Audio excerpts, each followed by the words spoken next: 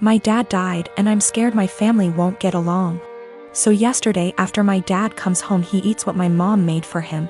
Eggs and Spam. To be clear, he has a pre-existing medical history of high blood pressure and gout. First found out when he was admitted to the hospital in 2015 when he fell ill, and we basically had to force him to go to the hospital BC he didn't want to go. He was put on medication since, with changes to them maybe a year or so ago. So back to when after he ate. My half-sister heard a thud around 740-ish and told me to check BC. She thought maybe my parents are arguing. I go down and see my dad on the kitchen floor my mom behind him a few feet away and I hear him snoring. I ask my mom a question, get worried, run back upstairs and knock on my sister's door. She calls my other sister and also tells me to stop wasting time, call 911. I was scared and frantic. I wish I called 911 or saw him when he came in so I could maybe have called sooner. They get frantic too and we all start yelling at each other and I try to maintain order also as I'm talking to 911 person.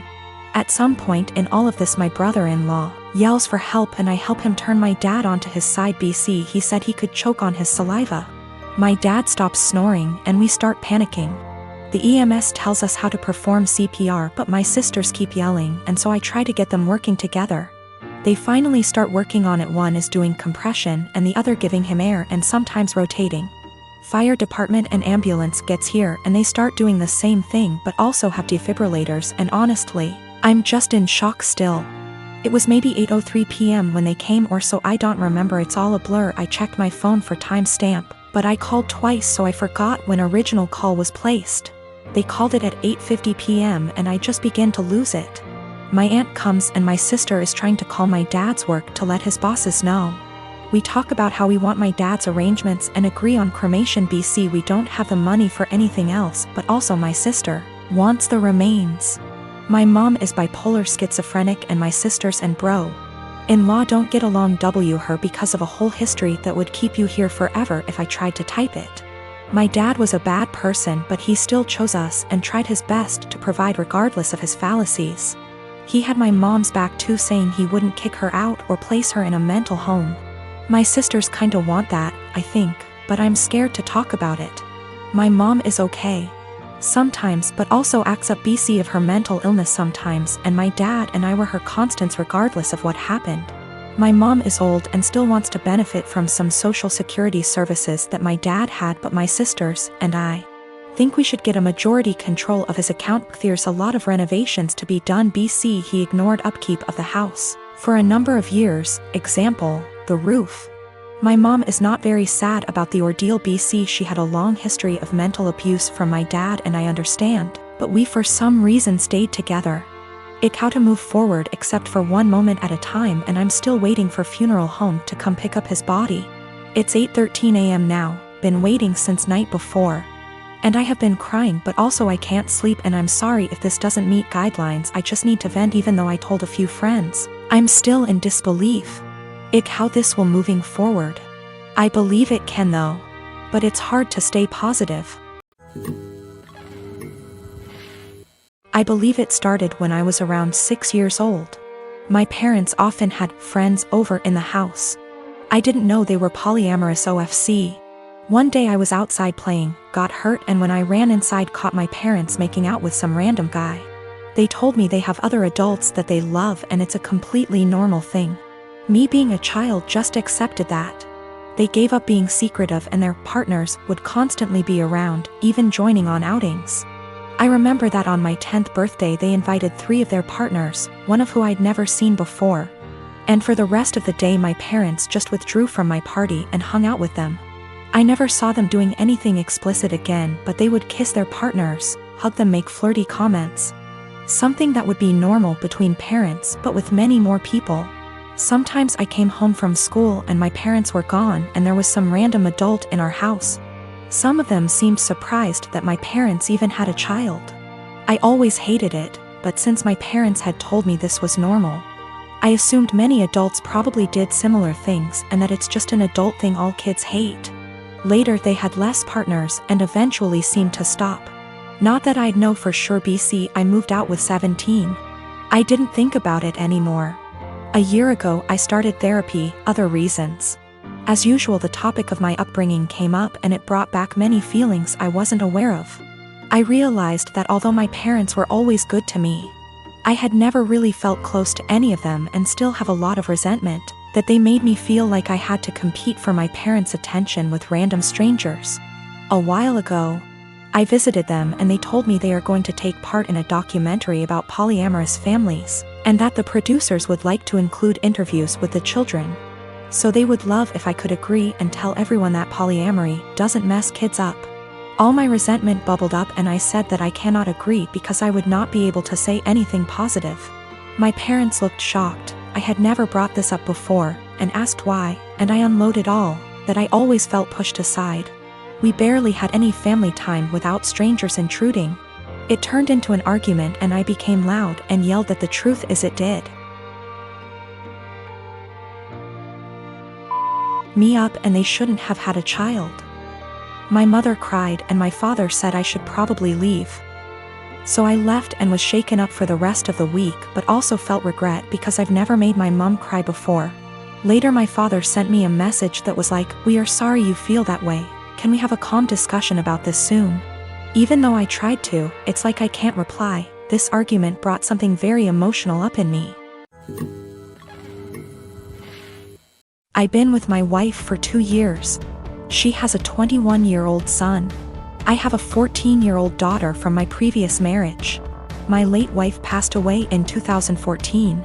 She left a few things for our daughter, including a gold jewelry set. Her mom was devastated she didn't get to gift the set to our daughter on her wedding day. I keep it in my closet since it's expensive and my daughter is too young to have it. I'll hopefully gift it to her on her wedding.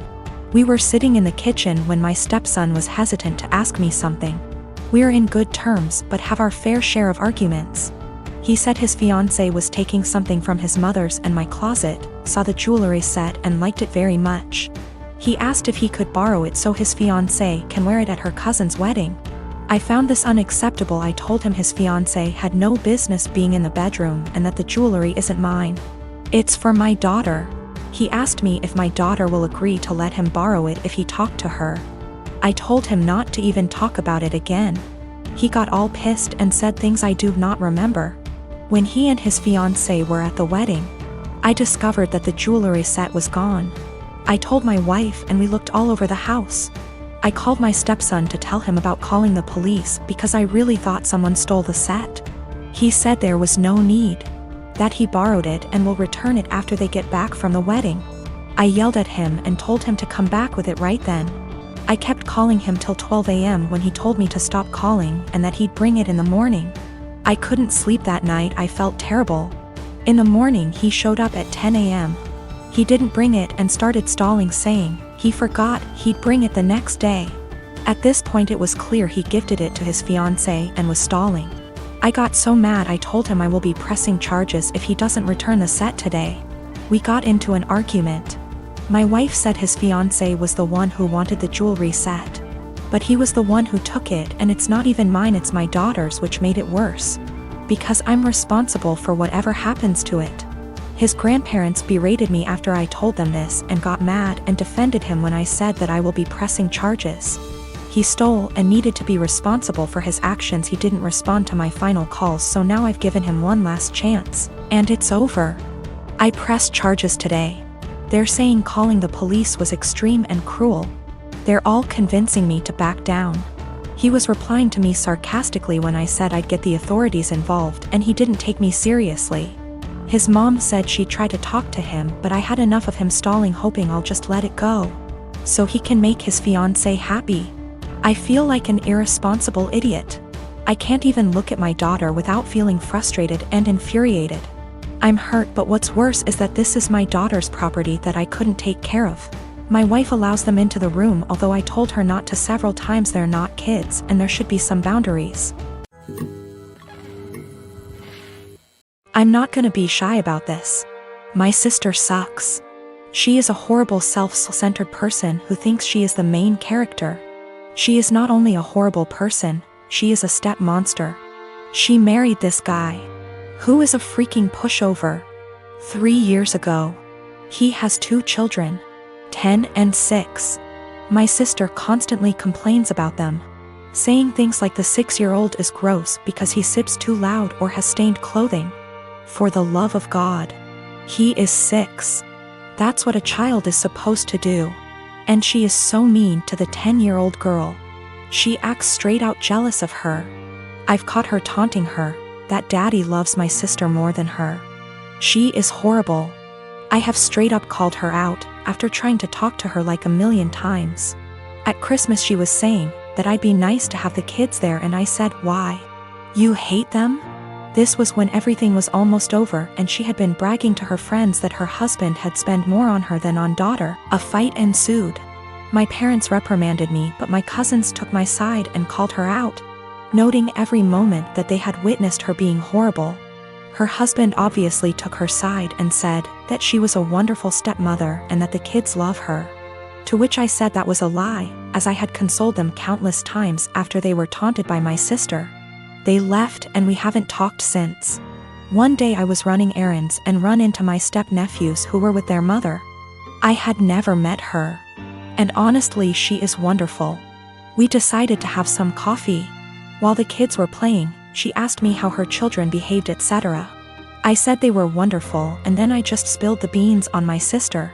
How awful she was. What I've heard her say to the kids, the inaction of her ex-husband. By the end she was horrified. She said the kids didn't like her. But she always chucked it up to my sister being the new woman in their father's life. She said the kids never really said anything even when she asked.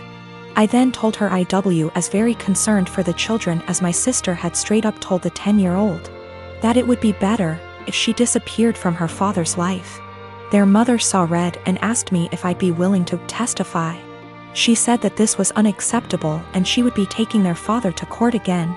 I said I would recount the events that I witnessed and could ask my cousins who witnessed a lot too. She was very grateful. I asked my cousins who were all willing to recount the events. Word got around to my parents and by extension my sister, and they have been calling me the biggest asshole on the planet who would betray family on a whim.